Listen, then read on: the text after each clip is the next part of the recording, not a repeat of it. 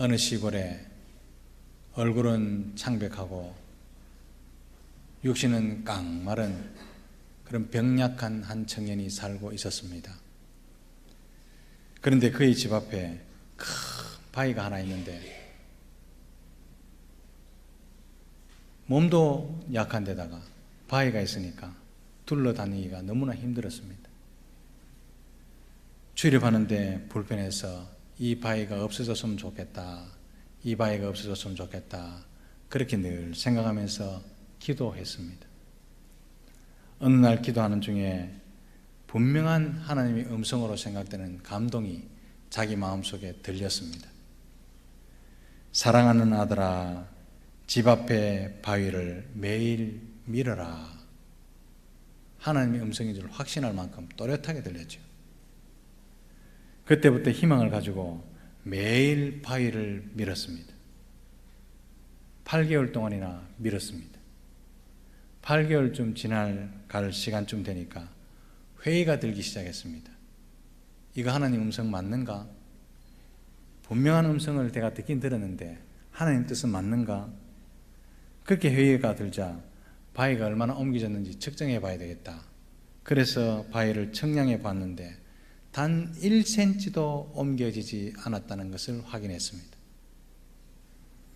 8개월 동안 하나님, 분명한 하나님 음성이라고 내가 알고 8개월 동안 열심히 밀었는데 8개월 동안 헛수고했습니다. 원통하기도 하고 하나님께 섭섭하기도 하고 답답하기도 하고 그래서 울면서 하나님 앞에 넋두리 하듯이 그렇게 다시 기도를 했습니다.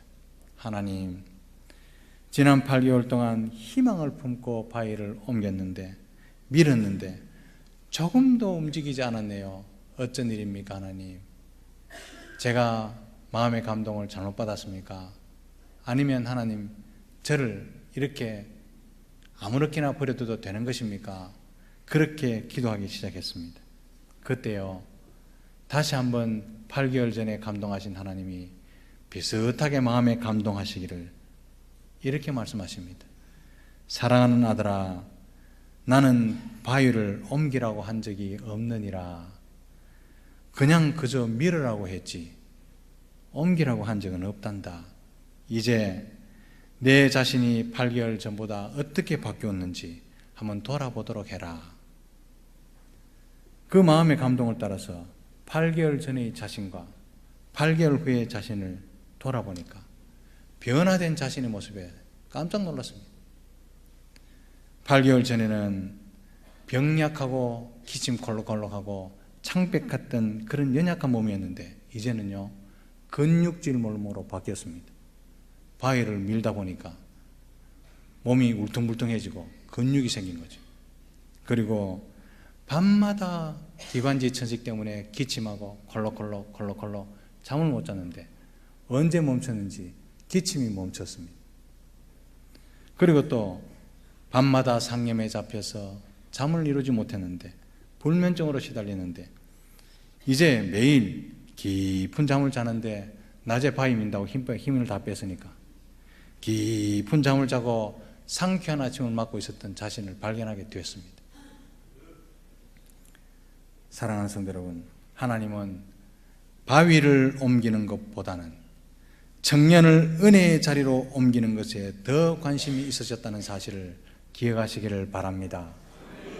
바위 그거 옮기주면 뭐합니까? 맹병 들어있는데.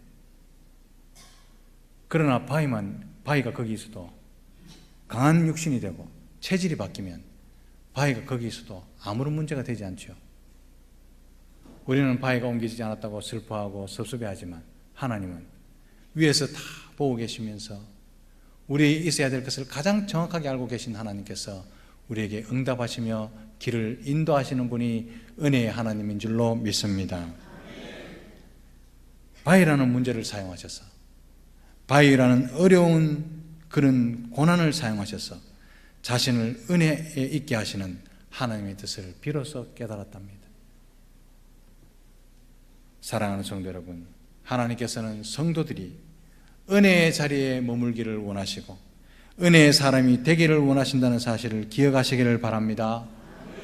그 은혜의 자리는 고난이라는 바위, 문제라는 큰 바위를 통해서 깨달을 때가 훨씬 더 많다는 거죠. 고난을 통해서 강한 체질로 바꿔놓으시고, 바위라는 그 문제를 통해서 문제를 해결하다 보면 지혜로운 사람, 영적으로 강한 그리스도의 용사로 되는 그런 체질로 바꿔놓는 경우가 훨씬 더 많습니다. 집 앞에 바위가 없으면 콜록콜록 기침하면서 지팡이 짚어가면서 왔다 갔다 하기밖에 더 하겠습니까? 그러나 문제라는 바위를 통해서 육신이 회복되고 강한 체질이 되고 변화된 자신의 모습을 보는, 그게 하나님의 은혜라는 말씀입니다. 그리스도인, 이 땅에 사는 그리스도인에게 고난의 문제는 해석을 잘 해야 될 숙제입니다. 고난 없는 사람이 있습니까? 문제 없는 사람이 가운데 있습니까? 분명히 이 세상의 주권자는 하나님이시고, 우리가 고난받는 현장에, 고난의 통제실에는 하나님이 분명히 계시는 줄 우리는 아는데 고난 속에 우리를 던져 놓으십니다. 우리는 고난을 당합니다. 문제를 만나게 되고 어려움을 만나게 되고 산 넘어 또 산이고 강을 걷는데 또 강이 나옵니다. 그래 되면 이 청년처럼 하나님 섭섭합니다. 왜 저는 이렇게 고난의 연속이 됩니까? 이렇게 섭섭해서 원통한 마음으로 기도할 수가 있겠지만, 하나님께서는 그 문제를 통해서, 고난이라는 큰 바위를 통해서 강한 영적인 용사가 되고 강한 체질로 바꿔놓는 것이 하나님의 은혜요 뜻이라는 사실을 잊지 마시기를 바랍니다. 우리가 오해하는 것이 하나 있습니다. 예수 믿으면 만사형통, 이게요 아주 잘못된 도식이죠. 그렇게 훈련을 시켜놓은 이 설교자들이 우선 문제가 되고 설교자들이 그 잘못이죠. 그러나 교정합니다. 예수 믿으면 만사형통, 이게 잘못되었습니다. 그건 미신이죠. 하나님께서는 우리가 가는 길이 가시밭길이라고 말씀하시고 좁은 길, 좁은 문이라고 말씀하셨기 때문에 그 길을 가다가 강한 용사가 되고 스스로 문제를 해결하고 모든 문제를 극복하고 이겨나가는 것이 하나님의 뜻이라는 사실을 믿으시기를 바랍니다. 이게 형통입니다. 이 땅에 사는 성도들은요, 오히려 예수 믿기 시작하면 예수를 믿기 때문에 치러야 할 대가가 있는데, 그것을 사도 베드로는 고난이다 이렇게 표현한 것이 베드로 전서입니다. 고난 없는 영광은 없습니다. 십자가 없이는 은혜도 없습니다. 이걸 풀어놓은 것이 베드로 전서 1장부터 5장까지의 말씀입니다. 베드로 전서 수신자들은 원하지 않던 큰 박해와 엄청난 어려움과 고난 가운데 살았던 성도들입니다. 이 베드로 전서를 받아 읽는 수신자들 말입니다. 그들은요, 우리가 당하는 고난하고 질이 다르고 양이 달랐습니다. 그들은 예수 믿는다는 그 자체가 죽음이 바로 내 발 앞에 있다, 한 걸음 앞에 있다, 이런 의미를 지니는 것이 예수 믿는다는 뜻이었습니다. 조지 폭스의 선교자 열전, 카타코미 선교자, 그런 거 읽어보면요, 이 시대에 박해를 받았던 성도들의 삶이 잘 나타나죠. 그들은 살기 위해서 로마 군사가 확 지나가면 살려고 양가죽 덮어쓰고 엎드려 있는데, 양들이요 모이는 습성이 있는데, 그 땡볕에 양가죽 덮어쓰고 누워 있는데 양들이 꽉 모이면 그 맨 속에, 맨 안에 있는 사람은 질식돼 죽습니다. 그래 죽은 사람들이 많답니다. 살려고 카타콤이라는 지하무덤에 들어갔는데 너무 지하무덤이 복잡하고 기니까 살려고 들어갔다가 헤어나지 못해서 굶어 죽은 사람도 있답니다. 그 현장이 베드로전서의 수신자들입니다. 베드로전서의 수신자들은 예수 믿는 신앙 때문에 모든 가산을 내려놓고 모든 재산도 포기하고 심지어는 집까지 다 버리고 가파도기아, 본도, 아시아 이런 곳으로 흩어져 살았던 나그네였습니다. 1장 1절에 나타나죠. 그냥 보기 좋은 그들의 별명이 흩어진 나그네가 아니라 재산, 가산, 집 모든 것을 포기하고 예수 믿는 그 신앙 때문에 고난받아 집을 떠난 사람, 그런 사람들이요 갑바도기아, 본도, 흩어진 사람들입니다. 그리고 대대적인 박해가 언제 닥쳐올 줄 모르는 숨막히는 상황이었습니다. 길을 지나가면 누구 하나 예수 믿는 사람, 예수 그리스도의 제자에게 살갑게 대하고 친절히 대하는 사람 아무도 없었습니다. 요즘도 우리 회식 자리 같은데 우연히 이야기 나누면서 저는 교회 집사입니다 이래 말하면 분위기 샤해지는 분위기 여러분 느껴보셨습니까? 이때는요 분위기가 샤해지는 게 아니라 고발했습니다. 이 사람 예수 믿는답니다.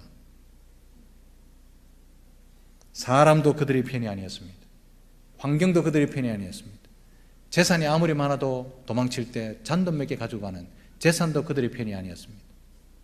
정치도 그들의 편이 아니었습니다. 모든 것이 그들의 편이 아닌, 그야말로 그들은 외롭게 벌판 위에 홀로 서 있는 그런 처지였죠. 그런데 오늘 본문 말씀에 보면 사도 베드로는 이렇게 고난받는 성도들에게 모든 은혜의 하나님이라고 말씀하고 있는 것이죠. 1장부터 고난에 대해서 설명했습니다. 2장에도 고난, 3장에도 고난, 4장에도 고난에 대해서 설명을 다 하고 난 뒤에 모든 은혜의 하나님, 그들의 삶을 돌아볼 때요 이해할 수 없습니다. 이해가 안 되죠. 모든 것을 다 내려놓고 손에 잡히는 것 아무것도 없는데 모든 은혜의 하나님, 어떻게 이해할까요? 자세히 읽어보면 우리는 이 말씀이 왜 은혜인지 이해하기 시작합니다. 1장부터 살펴볼 필요도 없죠. 10절 안에서만 봐도 은혜가 은혜됩니다. 사도 베드로는 의도적으로 영원한 영광과 잠깐의 고난을 이렇게 비교합니다. 우리는 영광을 누리게 되고 평안을 누리게 되고 보상을 받고 상급을 받게 되는데 그것은 영원하도록 누리고 영원하도록 함께하는 것이다. 그렇게 설명하고 난 뒤에 너희들이 이 땅에서 고난받는 것은 잠깐의 고난이다.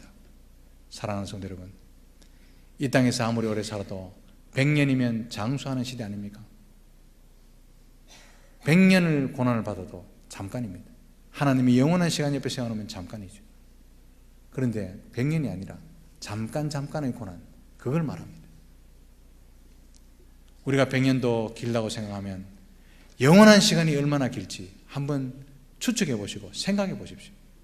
우리가 누릴 영광은 영원하답니다. 거기 이 땅에서 잠깐의 고난을 통해서 체질이 바뀌고 강한 용사가 되고 강한 하나님이 그리스도의 군사가 될 때 그 누렸던 강한 체질과 천국의 체질로 영원한 영광을 누리게 된다는 것이 오늘 베드로전서 사도 베드로의 설명인 줄 기억하시기를 바랍니다. 우리가 온실초교의 화초로 조금만 바람이 불면 시들시들해지고 조금만 비가 오면 썩어버리는 그런 사람으로 천국 보내려고 하는 것이 아니고 강한 용사로 자신감 있고 강한 체질로 변화된 체질로 이 땅을 훈련받고 난 뒤에 천국으로 가서 영원한 영광을 누리도록 하는 것이 하나님께서 원하시는 뜻이라는 것을 기억하시기를 주님의 이름으로 축복합니다. 고난이 아무리 힘들고 어려워도 그것은요 잠깐의 고난일 뿐입니다. 그에 비해서 우리가 누릴 영광은 영원하다는 사실을 우리는 기억해야 되죠. 우리가 고난이 계속됩니까? 다윗도 고난이 그래 많았는데 다음번에 고난을 만나면 그 전에 고난을 기억하면서 이번도 이길 줄 믿고 기도하고 찬송했습니다. 이게 하나님의 은혜죠. 그러므로 영원한 영광을 누리기 위해서 잠깐의 고난을 견뎌야 되는 것이 이 땅의 성도들의 자세고 태도이고 위치임을 기억하시기를 바랍니다. 하나님은 잠깐의 고난을 이길 수 있도록 필요한 모든 은혜를 부어주신다는 사실을 믿으시기를 바랍니다. 사랑하는 성도 여러분, 하나님은 자녀들을 결코 포기하시지 않습니다. 자녀들에게 베푸시는 하나님의 은혜는 또한 영원하다는 사실을 믿으시기를 바랍니다. 그래서 우리 하나님은 모든 은혜의 하나님이십니다. 여기서 말씀하시는 은혜는 예수님이 다시 오실 때 억울하고 섭섭함을 당했던 모든 성도들을 신원해 주시는 미래적인 은혜만을 말씀하시는 것이 아니고 지금 고난 당하고 있는 성도들을 붙들어 주시고 그 고난을 감당하며 이길 수 있는 은혜를 부으시겠다는 말씀이 여기서 말하는 은혜입니다. 고난 중에 있는 성도에게 베푸시는 하나님의 은혜는 다함이 없는 줄 믿으시기를 바랍니다. 자녀들을 결코 포기하지 않으시는 하나님의 은혜는 고난 중에서 더욱더 분명히 드러난다는 사실이죠. 우리가 왜 하나님께서 고난 속에 던져 놓으십니까? 은혜를 은혜되도록, 은혜에 감사하는 사람이 되도록 고난 속에 던져 놓으실 수 있습니다.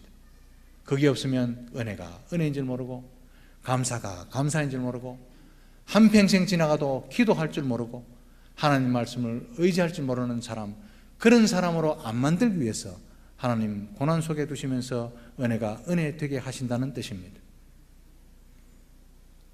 오늘 10절 말씀에 보면 고난 중에 고난이라는 수단을 통해서, 고난이라는 큰 바위를 통해서 하나님이 하시는 일이 있습니다. 친히 온전하게 하시며 굳건하게 하시며 강하게 하시며 털을 견고하게 하시리라. 고난을 통해서 쉽게 말해서 우리를 인간 만드시겠답니다. 이 네 단어는 참 재미있게도 다 미래형으로 되어 있습니다. 온전하게 하실 것이고, 지금은 아니지만 굳건하게 하실 것이고, 강하게 하실 것이고, 견고하게 하실 것이다. 우리가 지금은 연약하고 부족하지만 미래에 그래 되어 있다는 겁니다. 더 재미있는 것은 하나님의 그 은혜의 시련은 미래가 아니라 지금부터 생활 가운데 시작되는 그런 미래형으로 기록되어 있습니다. 온전하게 되는 것은 미래에 되는 것이 아니라 지금부터 되어 나가서 미래가 될 것이고, 지금부터 강하게 만들어서 미래에 강하게 될 것이다. 이런 뜻으로 서러운 미래형입니다.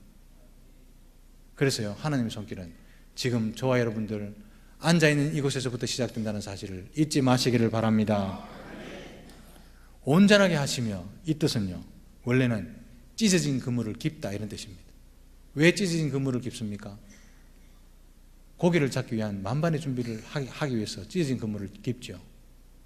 그러므로 이 말은 고난을 통해서 모든 성도가, 고난당하는 성도가 하나님의 일을 할 수 있는 능력을 준비하도록 하나님께서 고난을 주신다는 뜻입니다. 성도는 고난을 통해서 사명을 온전히 감당할 수 있는 사람으로 무장된다는 사실을 믿으시기를 바랍니다.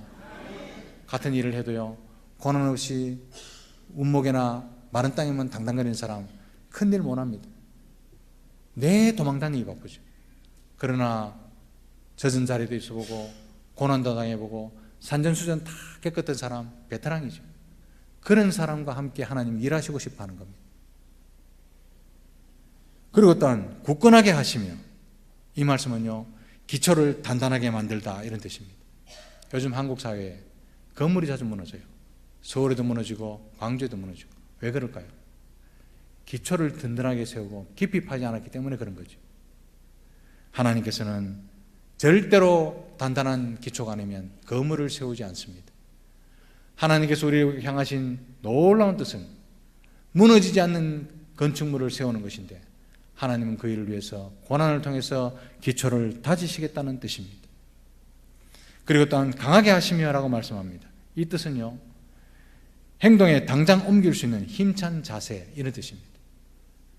사랑하는 성도 여러분, 고난을 통해서 다지시고 고난을 통해서 만들어 가시면 고난은 우리로 하여금 위대한 일을 감행할 수 있도록 만든다는 사실을 기억하시기를 바랍니다. 그리고 또한 고난은 견고하게 하신다는 말씀입니다. 견고하게 하다는 것은요, 흔들리는 것을 잡아 고정시킨다는 뜻입니다. 우리가 고난받지 않으면 이 말이 맞는가, 저 말이 맞는가 왔다 갔다 하죠. 그러나 고난 속에 지혜를 얻으면 절대로 흔들리지 않습니다. 고난은 흔들리지 않는 그리스도 용사로 만들어가는 하나님의 작품입니다. 이것은요, 베드로가 강조하고 싶었던 사중 강조입니다. 비록 지금은 고난당한다고 연약하고 힘이 없고 정신이 없는 처지에 있다 할지라도 이후에 영원한 영광이 이르게 할 것을 확실히 보장하시는 약속의 말씀임을 믿으시기를 바랍니다. 이것이 얼마나 놀라운 은혜인지 베드로는 묵상하면 묵상할수록, 베드로전서의 수신자들은 참 안됐고 불쌍한 처지에 있지만 그 고난을 묵상하면 묵상할수록 이게 은혜구나 놀랍게 되어서 11절 말씀에 감탄하기를, 권능이 세세무궁하도록 그에게 있을지어다. 아멘. 찬송하는 거죠. 고난이 찬송이 되는 겁니다. 사랑하는 성도 여러분, 여러분의 고난이 하나님의 손길이고 여러분을 만들어 가신 하나님의 작품인 줄 깨닫게 되면 우리의 고난의 한숨이 찬송으로 바뀌게 될 줄로 믿습니다. 여기에 말씀하는 권능은 일을 계획하시고 이루시는 하나님의 주권을 말합니다. 사랑하는 성도 여러분, 우리의 인생은 하나님의 손에 있습니다. 고난이 통계시려는 하나님이 계십니다. 이것을 믿으면 감사하며 찬송하게 될 줄로 믿습니다. 하나님의 은혜 안에 있으면 고난과 어려운 가운데서도 견고하게 설 수가 있는 것입니다. 그러므로 성도는 결코 은혜의 자리에 벗어나면 안 된다는 사실을 명심하시기를 주님의 이름으로 부탁합니다. 그리고 12절 말씀에 이것이 참된 은혜임을 증언하노니, 이제 참된 은혜를 말합니다. 이것이 참된 은혜임을 증언하노니, 그리고 또요, 너희는 이 참된 은혜 위에 굳게 서라. 그렇게 말씀하죠. 은혜를 이렇게 강조합니다. 사랑하는 성도 여러분, 이 땅에서 성도들이 살아갈 수 있는 유일한 에너지는 은혜인 줄 믿습니다. 은혜만 있으면, 고난 중에서도 은혜만 있으면 고난이 힘에 겹지 아니하고, 문제를 만나도 은혜만 있으면 문제가 문제로 여겨지지 않는다는 사실입니다. 문제가 있고 불평하게 되고 섭섭하게 되는 것은요, 은혜를 떠났다는 뜻입니다. 여기서 말씀하는 은혜는 베드로 전서 수신자들이 지금 당하고 있는 고난을 두고 말씀하는 것이 은혜, 참된 은혜입니다.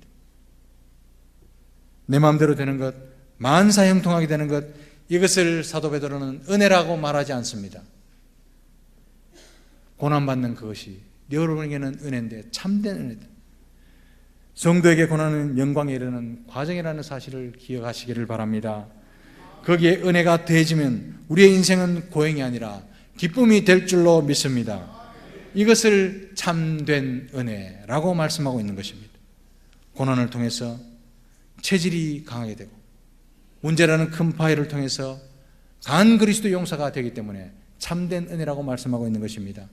제가 설교 서두에 큰 바위를 옮기려고 했던 청년문처럼 우리의 나약하고 쓰러지고 자빠질 수밖에 없는 나약한 체질이 고난을 통해서 강하게 되고 온전하게 되고 굳건하게 되고 하나님께 온전하게 기초를 다지는 사람이 된다면 이것이야말로 참된 은혜가 될 줄로 믿습니다. 성도가 고난 가운데서도 승리할 수 있는 비결은 바로 이 참된 은혜 때문입니다. 교회가 어떤 어려운 가운데서도 흔들리지 않고 굳게 설 수 있는 비결도 바로 이 참된 은혜 때문인 줄로 믿습니다. 사랑하는 성도 여러분, 고난 중에 계시는 분이 계십니까? 풀리지 않는 문제를 안고 계신 분이 이 가운데 계십니까? 그 고난을 보고 한숨 쉬지 마시고 그 고난 이면에 있는 바로 이 체질을 바꾸시는 참된 은혜를 체험하시기를 주님의 크신 이름으로 축복합니다. 과거의 고생을 깨끗이 잊게 해줄 만큼의 영광스러운 보상, 성도를 더 단단하게 만들어주는 이익이 고난을 통해서 주어지는 것이기 때문에 참된 은혜라고 말씀하고 있는 것이지요. 그런데요, 간혹 고난을 만나면, 개인으로 고난을 만나든지 공동체가 고난을 만나면 은혜가 없다라고 말하는 참 안타까운 그런 말을 듣게 됩니다. 사랑하는 성도 여러분, 고난 그 자체가 베드로는 참된 은혜라고 말하는데 은혜가 없다, 은혜가 없다, 입으로 다 쏟아부는 거죠. 그래서 고난과 문제 이면에 있는 하나님의 은혜를 기대하지 못하고 체험하지 못하고 고난은 고난대로 당하고 어려움은 어려움대로 겪게 되는 경우가 너무너무 많죠. 사랑하는 성도 여러분, 우리에게 주어지는 그 고난은 하나님께서 반드시 해결해 주실 줄로 믿습니다. 은혜가 있다 없다가 아니라 기다리고 당당거리지 말고 참으면 하나님께서 그 길을 보여주실 줄로 믿습니다. 고난이 하나님의 은혜를 진짜 은혜로 만들어주는 것입니다. 또한 세상의 허영과 헛된 자랑거리를 다 걸러내게 되고 참된 것을 알게 하는 지혜를 고난과 더불어 주실 줄로 믿습니다.